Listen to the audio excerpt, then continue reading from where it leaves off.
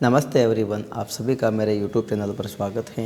BSc first year की organic chemistry में हम पिछली क्लास में एल्केन्स के ऊपर डिस्कस कर रहे थे। एल्केन्स में हमने उनके नामकरण, उनके जो सामान्य प्रॉपर्टीज है उनके बारे में डिस्कस किया था।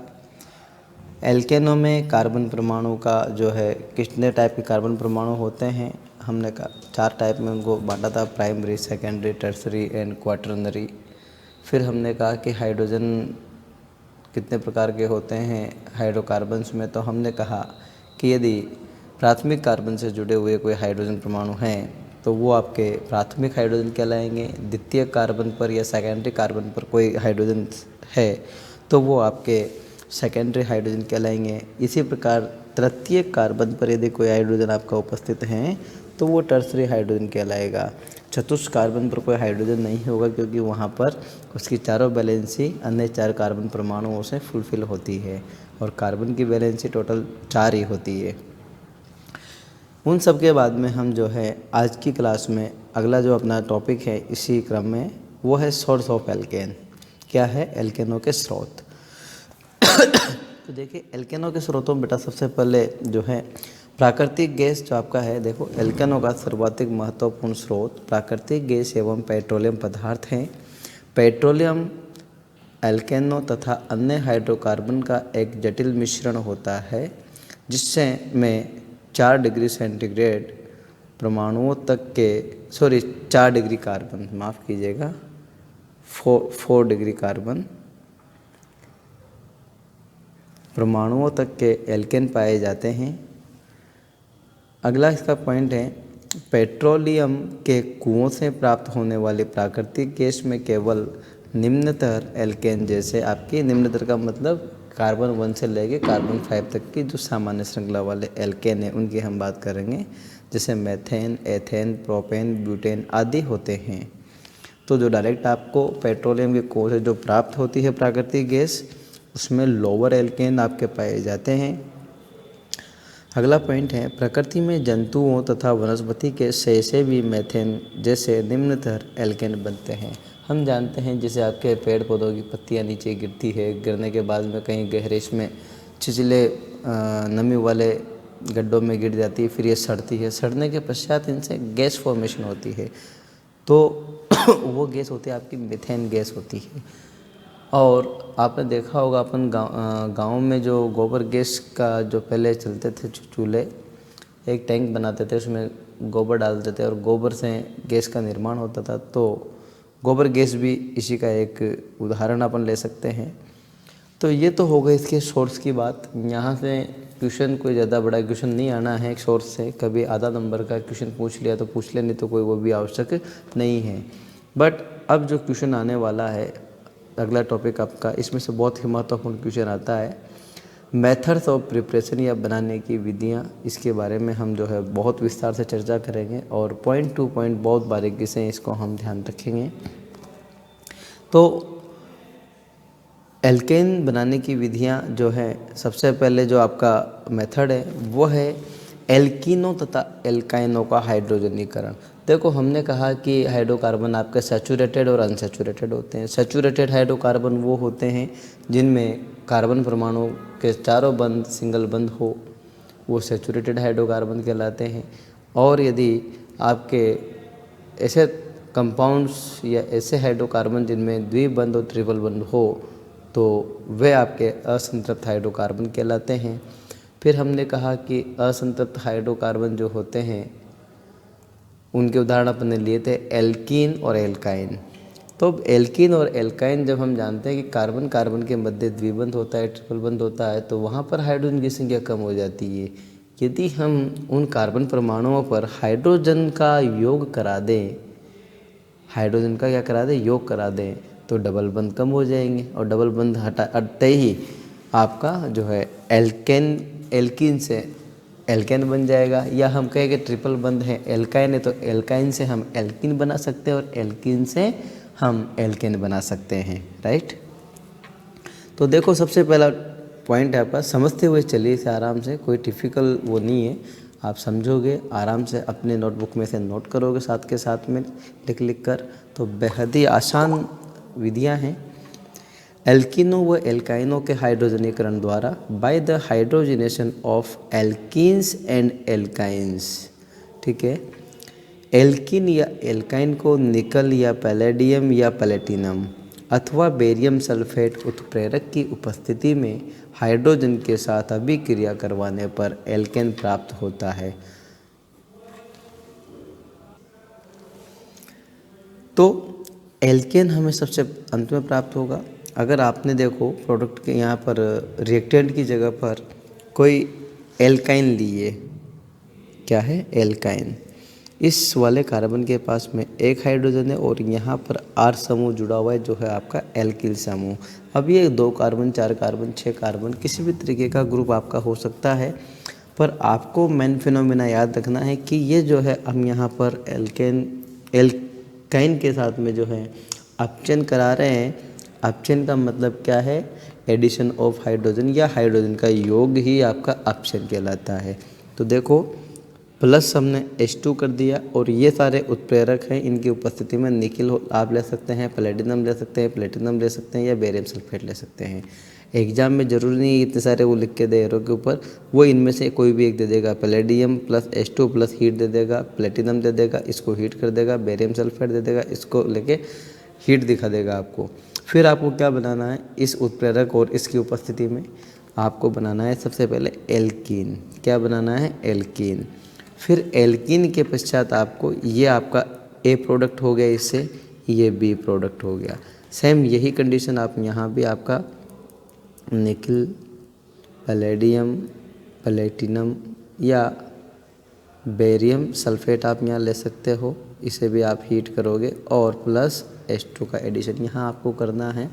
जैसे आप H2 का एडिशन करोगे तो देखो इस वाले डबल बंद पर यहाँ आपने H2 जोड़ा तो एक हाइड्रोजन यहाँ जुड़ गया, एक हाइड्रोजन यहाँ जुड़ गया। एक हाइड्रोजन यहाँ पहले से है, यहाँ कोई हाइड्रोजन नहीं है। ठीक है, आप देख रहे हैं। तो इस वाले हाइड्रोजन पर तो एक की जगह 2 हो गए और एक हाइड्रोजन यहाँ जुड़ गया। अब हम पुनः यहाँ पर इस द्विबंध को हटाएंगे, द्विबंध हट के आपका हाइड्रोजन का योग होगा। तो एक हाइड्रोजन यहाँ जुड़ेगा, एक यहाँ जुड़ेगा, तो इसकी जगह क्या हो जाएगा, CH2 और यहाँ CH3। तो देखो आपका ये बन गया एल्किल। एल्किल समूह के साथ में एल्केन आपका प्राप्त हो गया है। तो बेटा ये इस तरीके से आप इनको स्टेप बाय स्टेप आप इसे बना सकते हैं। यदि आपको एग्ज़ाम में ये दे दिया जाए, यहाँ से यहाँ ये दे दी जाए, एल्किन दे दिया जाए और एल्किन के साथ में ये जो है प्रॉपर्टीज़ आपको यहाँ टर्म्स एंड कंडीशन दे दी जाए, तो इससे आप प्रोडक्ट बना सकते हो और आपको यहाँ पर क्वेश्चन मार्क दे दिया जाए, तो ये आपको ध्यान होना चाहिए। अपन और उदाहरण ले लेते हैं इसके। उदाहरण में देखो, जैसे आपने प्रोपेन ले लिया, प्रोपीन, क्या है, प्रोपीन ले लिया है आपने, यहाँ द्विबंध हैं। वही आपको करना क्या है, आपको हाइड्रोजन का योग कराना है इस वाले डबल बंध पर।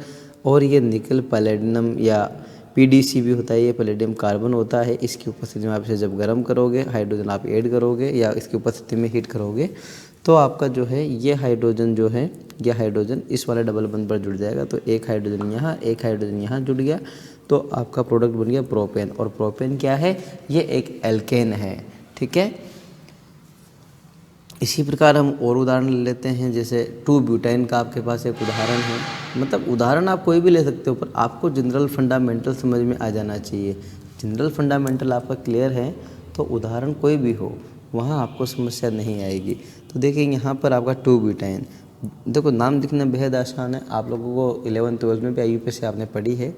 और यहाँ भी आपको मैंने IUPAC के सामान्य नियम बताए हैं।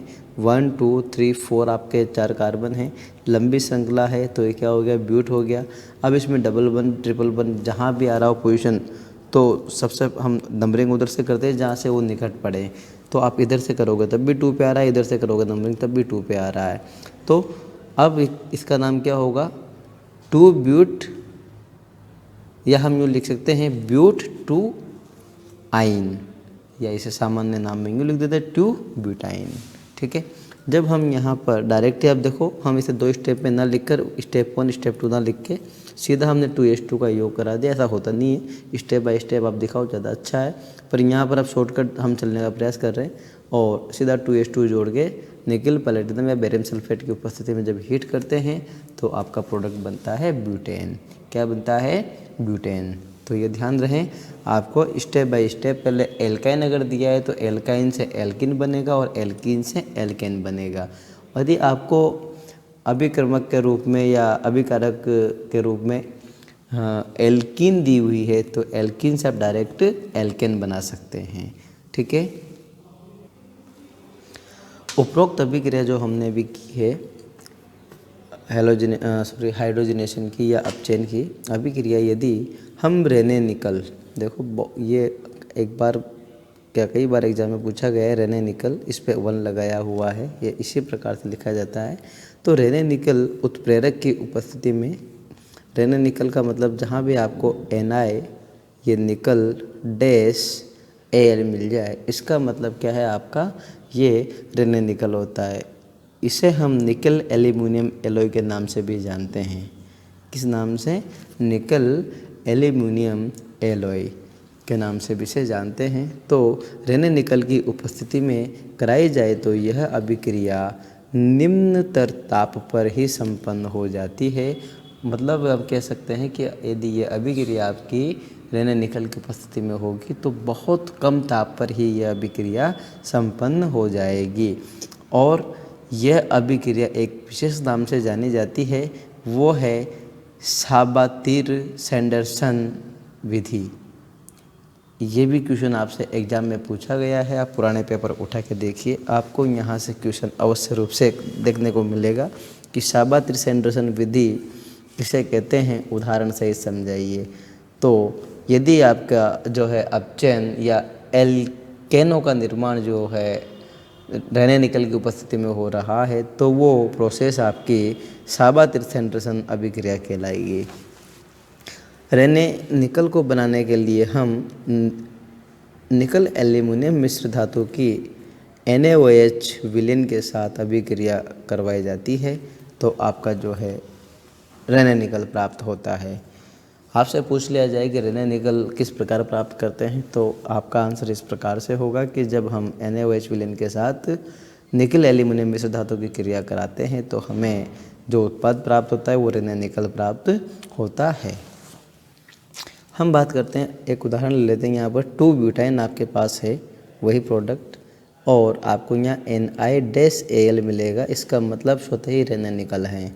और 2H2 जब आप यहाँ पे कराओगे हाइड्रोजनेशन, और यहाँ पर ये लो टेम्परेचर, इसमें यहाँ पर आप लिख सकते हो ये लो टेम्परेचर पर ही ये प्रोसेस आपकी संपन्न हो जाएगी, उनकी तुलना में कम तापमान पर होगी। मैं ये तो नहीं कह रहा कि यहाँ माइनस के टेम्परेचर पे यह भी क्रिया संपन्न होगी, लेकिन हमने जो भी थोड़ी देर पहले जो हाइड्रोजनेशन कराया है 2-ब्यूटाइन का, उसकी तुलना में यहाँ पर जो है रेने निकल की उपस्थिति में यह अभिक्रिया कम ताप पर संपन्न होगी और हमें प्रोडक्ट के रूप में जो है ब्यूटेन प्राप्त हो जाएगा। अब हम बात करते हैं, ये तो हो गया एक मेथड। कई बार आपसे एग्जाम में पूछ लिया जाता है कि एल्केन बनाने के कोई 2 विधियों के बारे में चर्चा कीजिए या 2 विधियों के बारे में लिखिए या 2 विधियाँ लिखिए, एक विधि लिखिए। तो पहली विधि आपकी कंप्लीट हो चुकी है।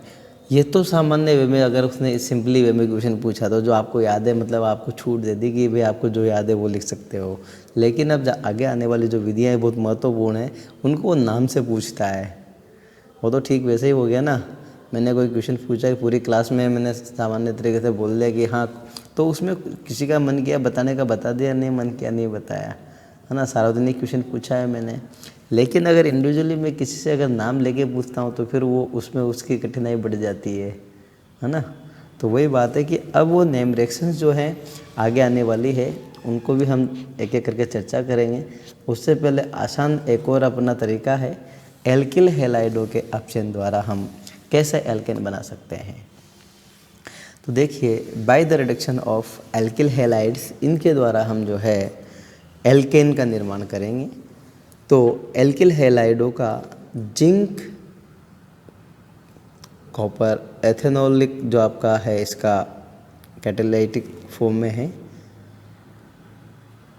जिंक या कॉपर C2H5OH एथिल अल्कोहल या red phosphorus plus HI hydrogen iodide या लिथियम एल्यूमिनियम हाइड्राइड या सोडियम अमलगम NaHG या एल्यूमिनियम अमलगम इत्यादि के द्वारा अपचयन कराया जाए तो एल्केनों का निर्माण होता है।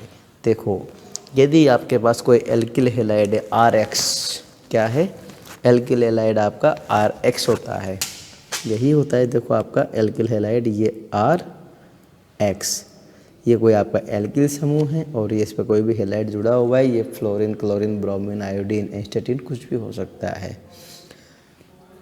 ये R जो है एल्किल समूह, ये कितना भी लंबा हो सकता है। इसमें जो है एल्कीन समूह हो सकता है, एल्काइन समूह हो सकता है, ये चेन फॉर्म में हो सकता है, ये ब्रांच फॉर्म में हो सकता है। तो हम बात उसकी नहीं कर रहे भी, यहाँ हम सिंपल वे में बात कर रहे हैं एल्किल हैलाइड की, R की बात कर रहे हैं और SX की बात कर रहे हैं। अब यहाँ हमें इनका अपचयन करना है और अपचयन जो है इतने सारे कैटालाइटिक फॉर्म जो अपने को दी गई है इनकी उपस्थिति में हो सकता है। तो आपसे अगर सीधे सीधे पूछ लिया जाए एल्किल हैलाइडों के अपचयन द्वारा एल्केन बनाइए तो आप आसानी से बना दोगे। लेकिन यदि आपको रिएक्टेंट दे दिया और बीच में ऊपर ये दे देता है तो फिर आपकी सिट्टी पिट्टी गोल हो जाती है कि यार इसका क्या करें, क्या बनेगा, क्या नहीं बनेगा, बड़ा असमंजस की स्थिति हो जाती है ना।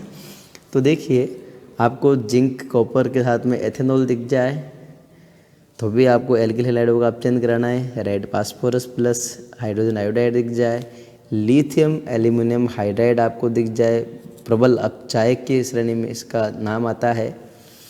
आपको सोडियम अमलगम या एल्यूमिनियम अमलगम दिख जाए, इन सब के साथ में जो है एल्किल हैलाइडों का अपचयन होता है। जैसे हम बात करें, ये RX आपका एल्किल हैलाइड है, 2 हाइड्रोजन आपको यहाँ जोड़ने। अपचयन का मतलब हाइड्रोजन का एडिशन करना है। तो देखो, जिंक कॉपर की उपस्थिति में आपका एथेनॉल है तो यहाँ पर आपका प्रोडक्ट बनेगा alkane plus HX, halo acid. इसको क्या बोलते हैं, हेलो अम्ल, आपका बाई प्रोडक्ट के रूप में बनेगा। क्या बनेगा, बाई प्रोडक्ट या अन्य उत्पाद के रूप में। अपन उदाहरण और ले लेते हैं। उदाहरण है आपका ब्रोमोएथेन। देखिए, ये ब्रोमीन है X की जगह और इसकी जगह मैंने कहा था कि R जो है एल्किल समूह कोई भी हो सकता है। अपन ने यहाँ सिंपलेस्ट एग्जांपल ले लिया है ब्रोमोएथेन।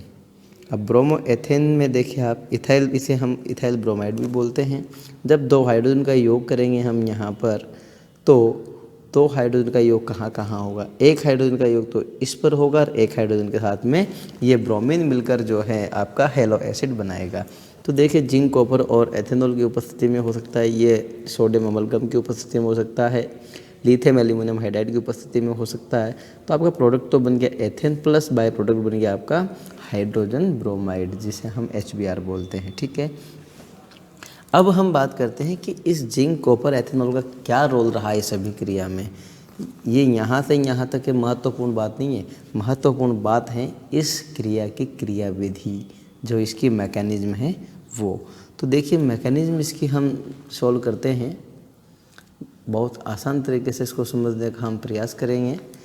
देखो, जिंक आपने लिया है और जिंक क्या है, धातु है, और धातु की क्या प्रकृति होती है, इलेक्ट्रॉन देकर धन आयन बनाने की।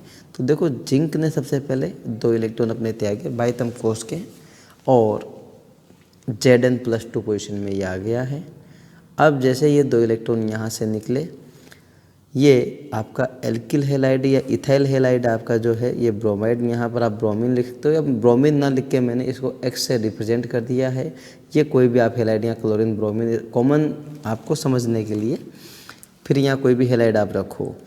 तो जैसे ही ये X है, यहाँ से ये X आपका इलेक्ट्रॉन ग्रहण करके X माइनस और C2H5 जो है आपका, वो C2H5 माइनस के रूप में जो है यहाँ पर